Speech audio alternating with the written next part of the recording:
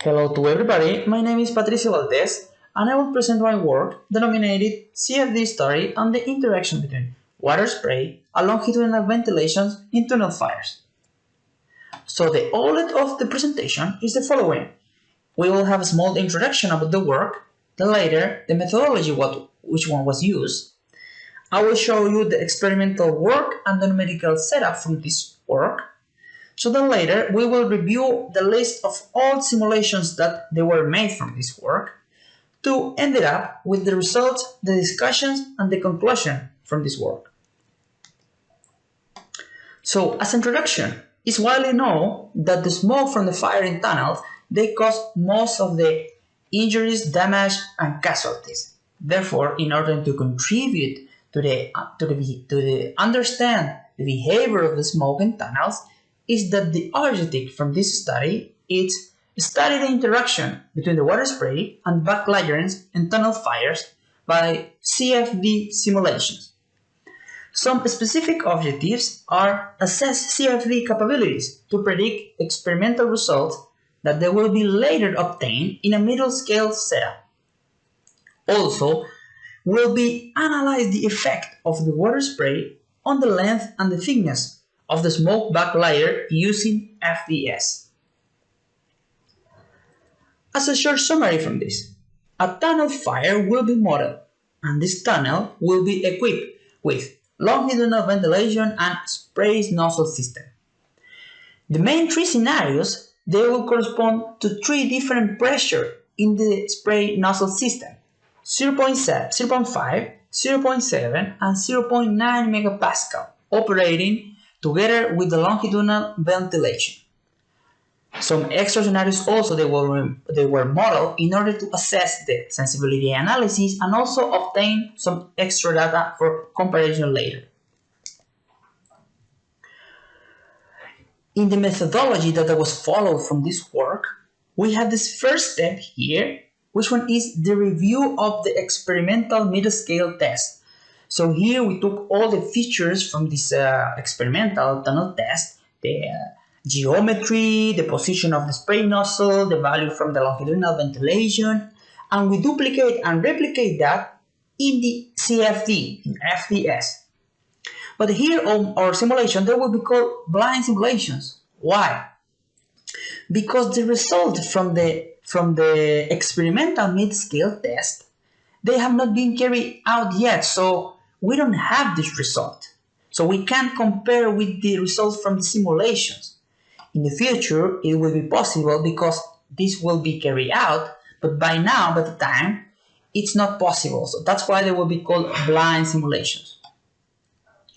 These blind simulations, they were approached in two different stages or groups. Okay, first group, it was called gas phase, where the simulation for the fire and also for the fire and ventilation, they were made. On the other hand, in the multi-phase group, it was modeled spray nozzle, where the sensibility analysis regarding with cell size and number of droplets was assessed, and also the spray nozzle plus fire and spray nozzle plus fire plus the longitudinal ventilation. So here we have a whole group of simulations. As I told you before, all the features they were taken from a facility, from a middle scale test. And how this looked like is stated here. It's a tunnel of 30 meters long, 3 meters wide, 2.2 meters high, with their spray nozzle system at each side of the fire, which is placed in the middle. And here we have the portal where the air is injected in order to reach the backlayering velocity for the air. As I told you before, the fire is placed at the middle of the tunnel with a power of 384 kilowatts. And the ventilation system is exerting an air velocity of 1.368 meters per second. Also, in experimental work, we have all the features from the spray nozzle system, where we can see the three different injection pressure levels and therefore all the features that they are regarding with the injection pressure, as the droplet diameter, the initial velocity, water flow, and so on. In the numerical setup of this work, one of the most important parameters was the mesh, and the mesh was ruled by the sensibility analysis state in the FDS manual. Okay, so when we compute this, we're able to reach 3 different mesh with their own cell size. For almost all the simulations, the refined mesh was selected, with a total of more than 3.5 million of cells. But what happened with the last simulation, the last 3 simulations, where the spray nozzles are interacting with fire and the longitudinal ventilation?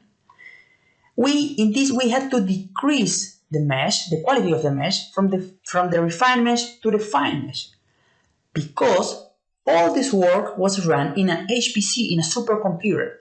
And this supercomputer, it just allows you to model scenarios for a maximum time of 72 hours. So if we use the refined mesh for these scenarios, we will exceed this time. So for this case, we had to decrease from the refined mesh to refined mesh. The HPC had for the work 8 cores. So this total number of cells, they were divided by 8 and they were assigned to each of the cores. As they were run a lot of simulation, we have here the list for each of them. So we have the main simulations, where you can see that it was a model of the fire plus ventilation, the fire plus the ventilation, plus the 3 different injection pressure in the water spray nozzle system. Also, all the simulations from the sensibility analysis, which one in this case, when it's regarding with the cell size, we have the 3 different meshes and also 3 different injection pressure. So we test the nozzle at different pressure and also in different meshes. And regarding with the analysis from the number of droplets, here we just use 1 pressure, the maximum, the refined mesh, but we went through different number of droplets from 5,000 until 200,000. So the result that we could have, that we had indeed from this work, it's stated here. We can see here through this temperature profile the behavior of the fire inside of the tunnel, and here the evolution of the smoke height regarding with the time.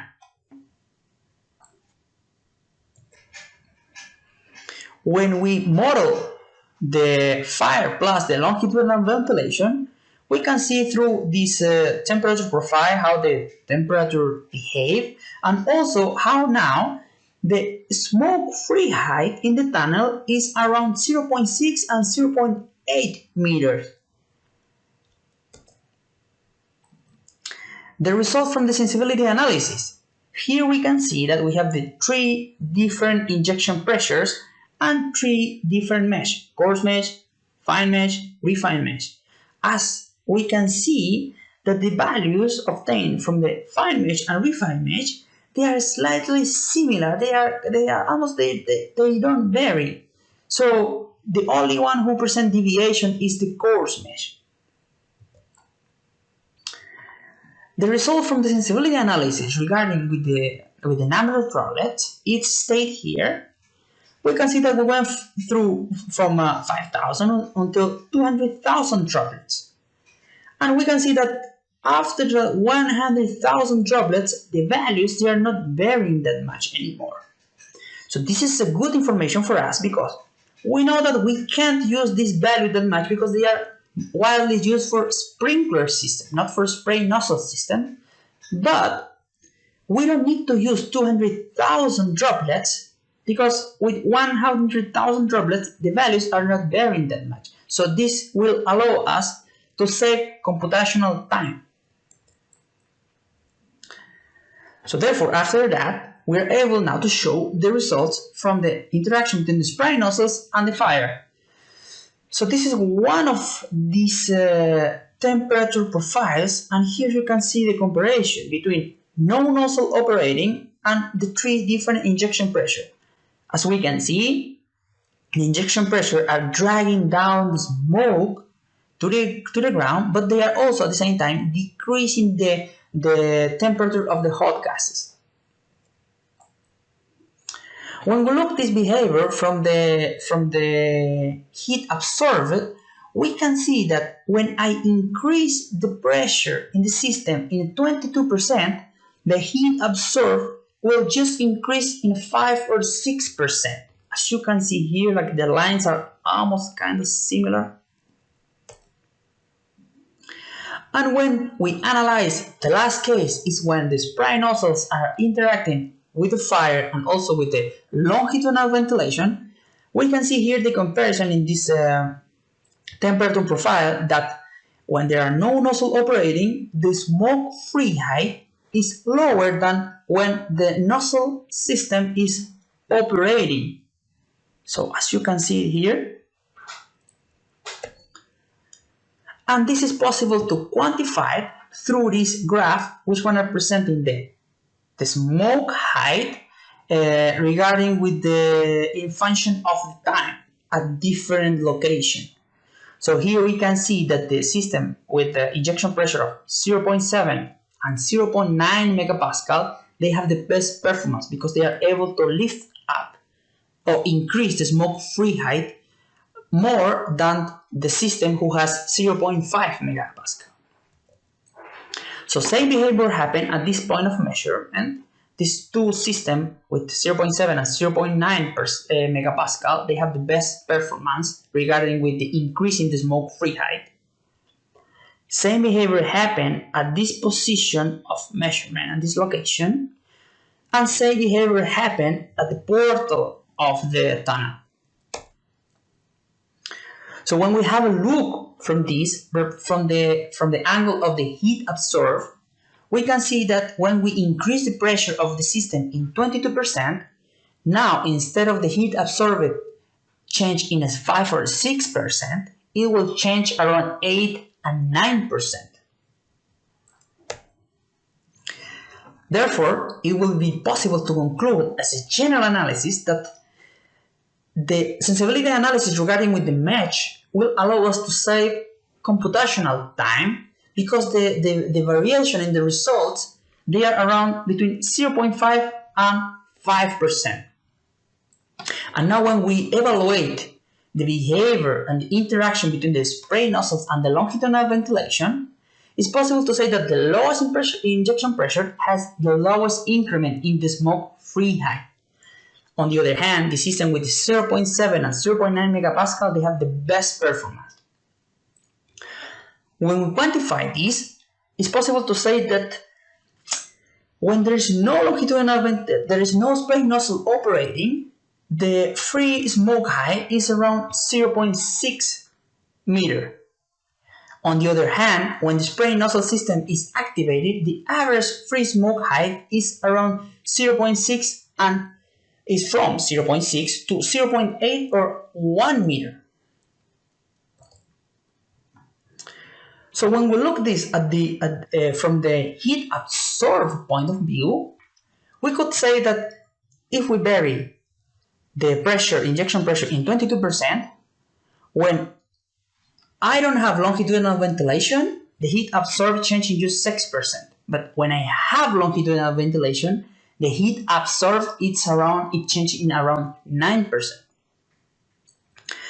And to conclude, at the end, if we look this in a practical way regarding with tunnel safety, we could say that when we mix the longitudinal ventilation with a system of spray nozzle, it will be able to decrease the air temperature. Therefore, everything that is downstream from the fire, it will face lower temperatures. And despite that the longitudinal ventilation system in tunnels are designed to fulfill evacuation life criteria upstream from the fire, if we combine the system with the longitudinal ventilation system with the spray nozzle, it will improve the tenability condition downstream from the fire for the people, for the tunnel operators, or also for the firefighters. So this has been my presentation, and I hope that you like it, and thanks so much for your attention.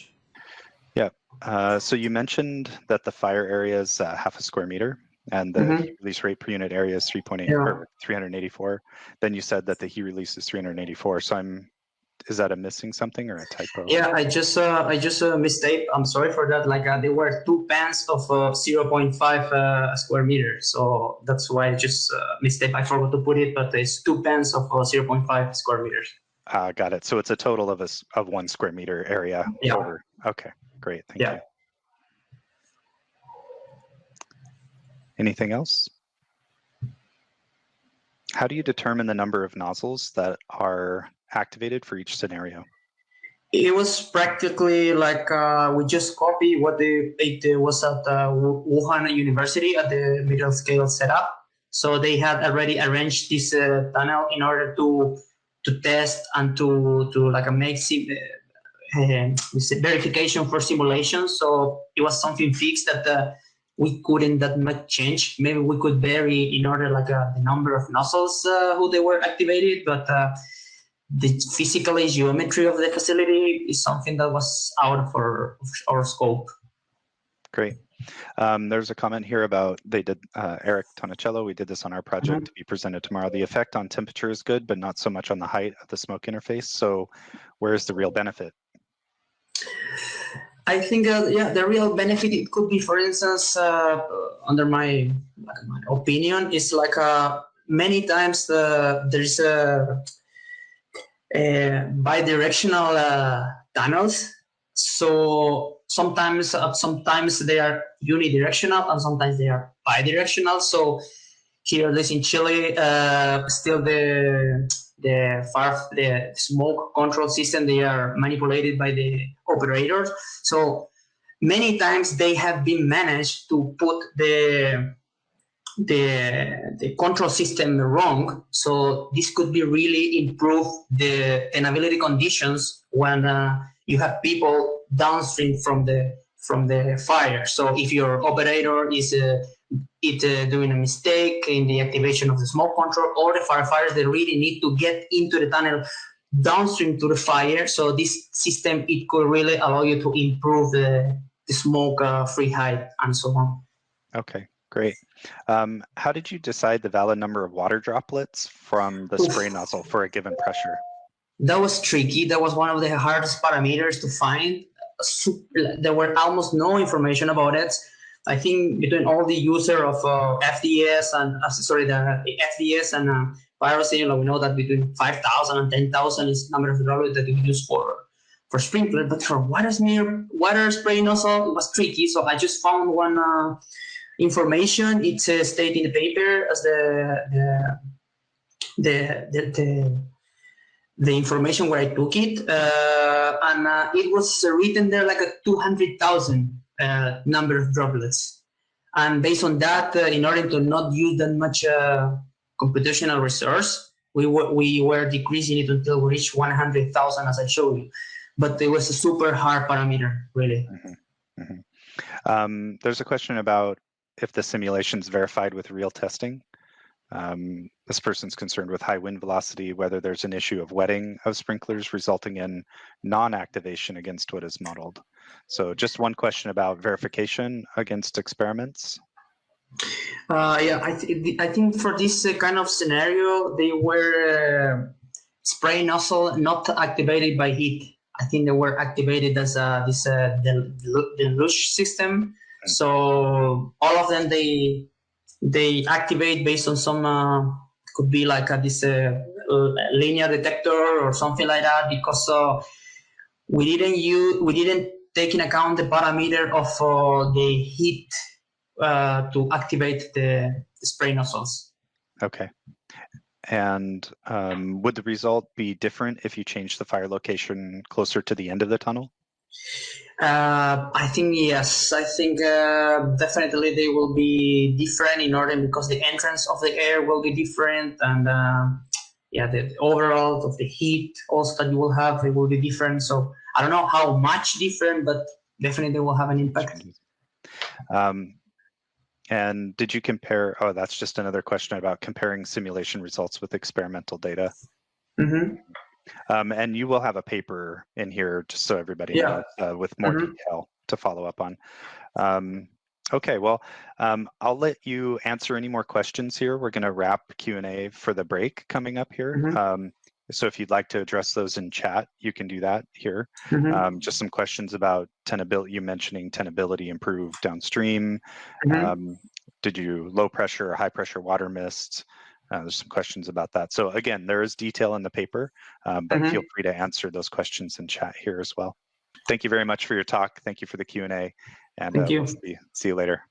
Thanks. See you.